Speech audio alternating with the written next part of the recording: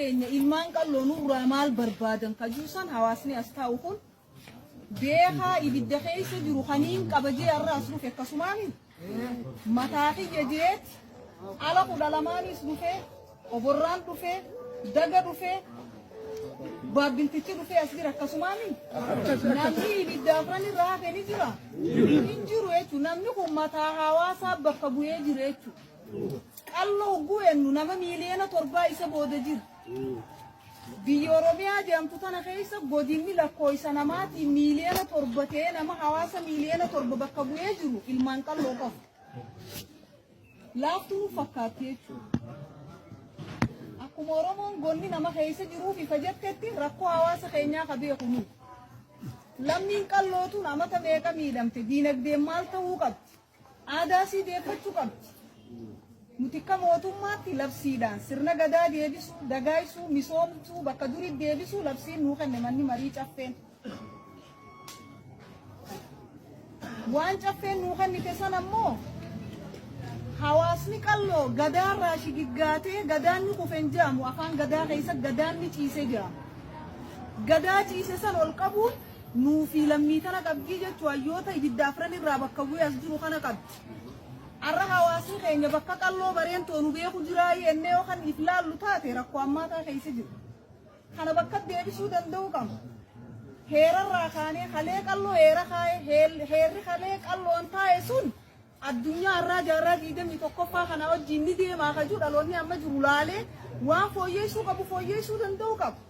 Akka qallootti heera wal fakkaataan buluu danda'u qabna. Namni ilkeen irraa cabte harki irraa murame miilli irraa murame. Khayjibeyte khadue khulubun sabate baabbiltichi kabikuma fudata ala kami fudata borrara kami fudata khaju tokko ta'uu qaba namni nama waan ta'e heera jaarsoon raayis maal fudhachuu qabna heera gama kana jirurraa maal fudhachuu qabna karaa gaara mul'ataa kana hoggaa deene shimbirroon biyya afaan afaaniin dubbatti namuu kuma beekuu hiikee dubbataa jechuun ta'uu hin qabu waliif finnee tokko ta'uu danda'u qabna ambiti maal nuun jetti kajuusan beekaa hedduu qabna. Beekaa sanii wajjin walitti dhufnee irraa haasoynee mataa walitti qabuun barbaachisa. Tokko kan lammaffaa aadaa. Aadaan teenya dhugaa dubbachuuf nuti waa hedduu hojjechaa jirra. Ilmaan afran qalloo har'a nyaataa aadaan nyaataa qaba Oromoon qalloo hin qabu. Aadaa uffataa qaba aadaa fuudhaa heerumaa qaba. Halee ilmi qalloo intalan beeynen fuu. Arra namni Facebookaan guyyaa takkaan intala baluun beene ta warran beene ta gosan beene fuudhu jiru. Hiikaan guddachuu jirti. Irra dalaguu qabna akka manguddoo bultee akka manguddoo heera beeytuu akka manguddoo aadaa qalee beeytuu. Arra namni nyaata isaa dhiisee habaa argamaatiin deema. Ruuza nyaanna paasta nyaanna sukkara dhuyi. Qotee bulaan qalloo duratti ilmaan qalloo dhukkuban qaban jechuudha. Dhukkubni qonnaan bulaan qabu. Goggoga garaa hidda martoo arra sukkarri nu bira jira. Giffiitiin nu bira jira. Hasmin nu bira jiru maali ka'umsisaa kajuusan manguddootu irraa dubbachuu danda'u qaba. Arra namni boqqolloo oomishe bishingaa oomishe magaalaa geessee gurguree paastaa fi mokoroonii harreerra kaa'ee baadiyyaa galchuu jira kun keenya aadaa keenyaa miti. Dardarri mataa gudureeffatee jiinsii uffatee deema irraa qara'uun barbaachisa. Hawaasni bakka biraa aadaa isaa deebi'u jira jechuudha.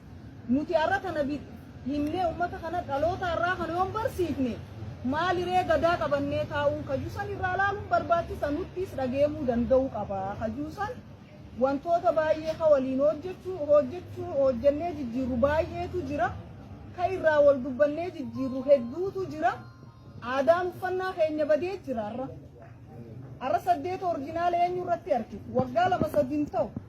Hanga mana namaarra deemanii eenyu dur 8 qabajanii gaafatan waggaa 2 booda garuu yoo xiqqaate mana tokkotti immoo waltajjii teetee yaamte Harargee irratti har'a namni aadaa uffata akkasumaani eenyu qabajamee gaafachuun sun hafe sun laaftutti hin dhufne jechuudha uummatatti himaa har'a nyaanni aadaa shuumoon affeellamni as ba'u jiru annabaabaroon hin jirtu maal jechuudha ambaan baru dhaloonni har'aa ni beekaa intalaarraa godhiyoo jenni beeyti hin beeytu jechuudha waa hedduu badaa jiru.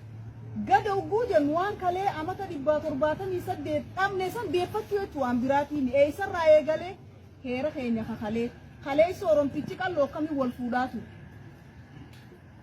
Akkam taa'aa ture. Nyaanni isaa akkami kalee gosa meeqa qaba aadaa qalloo keessatti uffanni isaa akkami jiruun saakkan irraa wal dubbachuu irraa wal gaafachuun barbaachisa.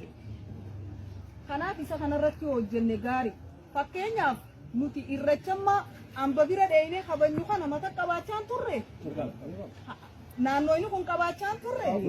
Ni qabne jechuun irracha malkaa ni qabna ka tulluu ni qabna. Nama dheengadda dabbaaliin bee irracha tulluu bara dabre nama kuma kudhanii qofa wajjin kabaji. Dheengadda toora nama kuma 200 wajjin gaara beeku. Bakki sun seenaa guddoo qabdi. Bakar waaree bultii 40 korasaa taa'eet ulmaachirra bee. Farda miliilitii lole achirra leenjifate waraana achirra leenjifate. Seenaa kana dhaloonni har'aani beekaa barsiisuun keenya. Yoo osoo uumaan barsiifne heera beenuun barsiifne aadaa qabnuun barsiifne duniyaa tanarraa guyyaa takka galuun keenya noolu beekumsa san guutuu fudhannee qabri galchinaa jechuun osoo ilmaan keenyaaf hin qoonne. Kanaaf namoonni as taa'u mataan kun walit dhufeerraa wal dubbachuu qaba. Heeraas ni fooyyeessina ka jennu san namu ibidda isaa deebi'ee beekaa heeraa irraa odeeffannoo guurratee nama sanillee afeeree amma torbaan kana gaafa jimmata nama 200 oliitu Oromiyaa irraa dhufa godina keenya. Maal laaluu dhufu? Qabeenya ilmaan qalloo qabu laaluu dhufu. Ilmaan qalloo kun qabeenya addunyaan hin qabne qaba ofirratti hin beenu garuu. As keessatti Oromiyaa keessa holqi gurguddaan babbeekamaan sadarkaa Afrikaa beekamu sadarkaa addunyaa beekamu Harargee baa keessatti argama. Malkaa bal'oo isin arkitan kana holqa naasii ol deemee Afrikaa keessaa tokkoffaadha addunyaarraa bareedinaan lammaffaarra jira. Holqa Oromoo deemee Gursum jira sadarkaa biyyaatti sadaffaa Afrikaa keessaa immoo shanaffaarra jira. Fardi gaara kundudoo gubbaa jiru biyya Taanzaaniyaa jedhamu qofa keessa jira Afrikaa keessatti. Arbi baabbilee Afrikaa keessaa nu biroo qofatti argama. Dhagaan baabbilee nu biroo qofa jiru. Hararii tana seentanii googilii yoo gootanii maappii ilaaltan jogolaa fi waraabessa nyaachisuun beekama. Nuti har'a baabbileerra waraabessi namaan madaqeeti meeqaa ol nyaadhamaa jira. Hin beeksisnu qabeenya keenya gurguru rakkoon keenya. Nuti ajandaa xixiqqaa qabannee waan xixiqqoo wal nyaanne. Gaafa akkanan goone wal qeequ san keessaa ba'uu qabnamma. Maal qaba qalloo qabeenya? Maal qaba aadaan kalee? Nuti immoo lafa xiqqoo qabna akka Harargeetti. Lafa xiqqoo tanarraa namni misoomee jiruu isaa guuttachuu ni danda'a. Hin danda'u qabeenya uumamaan qabu kana misoomsuu danda'uu qabna. Manguddoon as teessituun kana hunda dhala isaaniitiif himuu danda'uu qaba. Dargaggoon har'a taa'ee dachiirra sijjeessu kun ka abbaarraa qabiyyee jijjiirrate. Amma dheengadda ilmaatu lafa abbaasaa sobaan warra lafaatii maallaqa kafalee dachiin tun guututti yaajee mana murtiirra cubbuu murtooyte. Amma gaa ilma kanaatu abbaa dhalee cubbuu abbaan dachii kanan qabu jenna. Akkasuma taatii miree dubbii karas deemu jirreetu kan amma safuun cafuudha agarsiisa. Hooda wallaaluudha agarsiisu jira. Abbaan ilmi qabeenya abbaa hogguu abbaan raariyatii abbaan baran daggale. Duba rabbiin nu dhagee adallansuun achirraa kaati. Kanaaf heera cape kan arra dargaggoon keenya karaarra dhaabbatee haadha arrabsa abbaa arrabsa obboleessan kabaji waamee qofun aadaa keenyaa mi'ollaarraa nu seente Oromoon nama arrabsuun qabu. Hoodaa jira safuu jira. Kana hundarraa dubbachuu danda'uu qabna. Dargaggeessa keenya irratti illee heera muruu danda'uu qabna. Dargaggeessi maal ta'uu qaba? Ha dhaabbatee karaarraa nama arrabsu. Harargee maqaa xureessu. Tuquu danda'uu qaba heerri nuti boru tumnisu. As keessatti illee ilaalcha keessa galchinee godhuu danda'uu qabna waan ta'eef amma jimmata dhufurraa nama 200 olii dhufa. Miidiyaa biyya keessaa fi biyya alaa 15 hanga 20 dhufa warra tuura opereetoroota jaanii faranjii alaayaam. Waldee 10 olii dhufa. Godinni Oromiyaa tokko kanaaf ne 21 magaalaan Oromiyaa 16 federaalli mootonni gurguddoon hanga pirezidaantiitti yoo inni hin jirre itti aanaa pirezidaantiitti miidiyaa teetee obante jimmatarraa eegalee hanga guyyaa aladaatti Harargee bahaa baabbilee bishaan kanuma haasawaa. Kanaaf qabeenya keenya kanallee beeyne akkamitti ifan akkamitti yakkarraa xiqqeessina. Fakkeenyaaf amma haqa waloodhaaf mana murtii aadaa je meeqa keenyaatu dhaddacha mana murtii aadaa san bakka kalee deebi'uu dhaqee heera jallate sirreessu jira. Galmee kuma 20 takkaatu baatii 3 tana keessa nu bira dhufu mana murtii aadaa.